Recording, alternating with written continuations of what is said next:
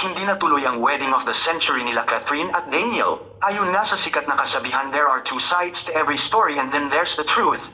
Kaya't nararapat lamang daw malaman ng publiko ang magkabilang kwento sa hiwalayan ng longtime celebrity couple na sina Catherine Bernardo at Daniel Padilla. Kamakailan lang ay binasag na ng aktor ang ilang buwan nitong pananahimik sa hiwalayan nila ng aktres at kanyang longtime girlfriend, na ang isa raw sa mga kumpirmasyon ay ang pagdidelete nito ng mga vlogs kasama ang kasintahan sa kanyang YouTube channel. Maliban sa revelasyon na ang dahilan ng kanilang hiwalayan ay ang kawalan daw ng plano ni Daniel sa kanilang 11 years relationship, ay ang revelasyon tungkol sa napabalitang namuong relasyon sa pagitan ni Catherine at ang kapamilya aktor na si Jericho Rosales na naging talk of the town. Matagal na kasi usap-usapan sa loob at labas ng showbiz na may iba daw nanliligaw kay Catherine at unti-unti na daw nahulog ang loob ng aktres dito. Kasabay naman ang pagputok ng balita na si Jericho Rosales daw umano ang sinasabing nolilin sa aktres. Dahil dito nagkaroon daw si Daniel ng rason para tuluyang tapusin ang kanilang relasyon. Kung may katotohanan man ang namuong relasyon sa pagitan nila Catherine at Jericho, ay igalang at tanggapin na lamang daw kung ano man ang meron sila ngayon at maging masaya na lang sa kanilang naging desisyon.